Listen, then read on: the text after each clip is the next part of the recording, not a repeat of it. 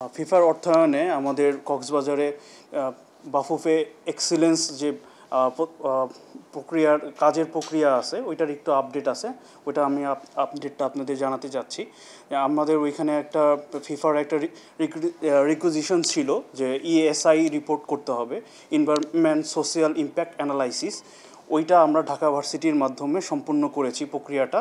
ওইখানে আমরা পজিটিভভাবে রিপোর্ট পেয়েছি।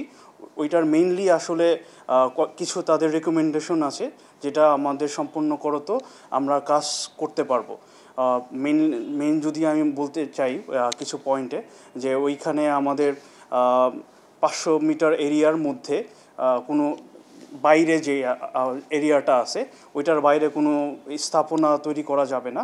যেটা করতে হবে আমাদের যে 20 একর জায়গা আছে ওইটার মধ্যেই করতে হবে। এর পরবর্তীতে হচ্ছে আরেকটা ওদের রেকমেন্ডেশন হচ্ছে যে আমাদের এখানে যত গাছ কাটা যাবে তার দ্বিগুণ অথবা তার বেশি গাছ লাগাতে হবে। আরেকটা রেকমেন্ডেশন হচ্ছে ওদের ওইখানে যে প্রাণী আছে, হাতি আছে কিছু, ওদের জন্য গহীন অরণ্যে কিছু আমাদের কাঁঠাল গাছ, কলা গাছ এরকম লাগাতে হবে।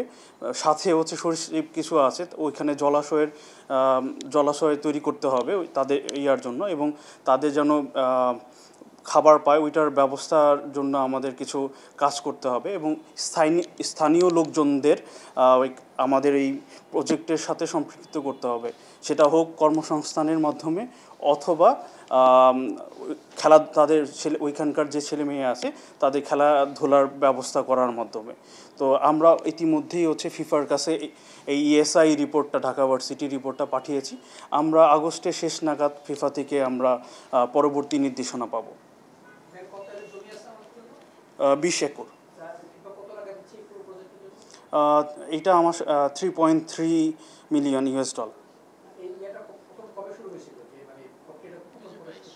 2022-এ শুরু হয়েছে।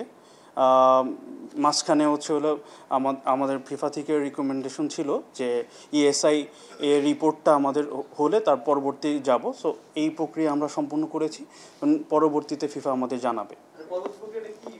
ফিফা তখন বলবে গো হেড, তখন হচ্ছে আমাদের এটার কনস্ট্রাকশনের কাজ শুরু করার জন্য পরিবেশপত্র ছাড়পত্রের জন্য আমরা কাজ করব।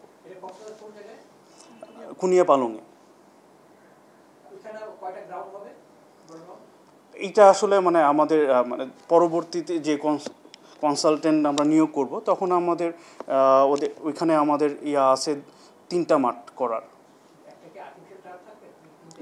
পরিকল্পনা আছে। পরবর্তীতে আসলে ফিফার যদি হয় তখন আমরা পরবর্তীতে আরও জানাবো। ওইটা আসলে বলার পর আমরা পরিকল্পনাটা করব। এখন যদি আমি কনসালটেন্ট নিয়োগ দিয়ে আমি পরিকল্পনা করে, তো এডিশনালভাবে আমার অনেক টাকা খরচ হবে। সো তখন কিন্তু ফিফাই হবে না। ফিফা যদি বলে আমরা প্রকল্পের জন্য আমরা টাকা বরাদ্দ দিব, তোমরা কাজ শুরু করো, দেন আমরা কাজ শুরু করব।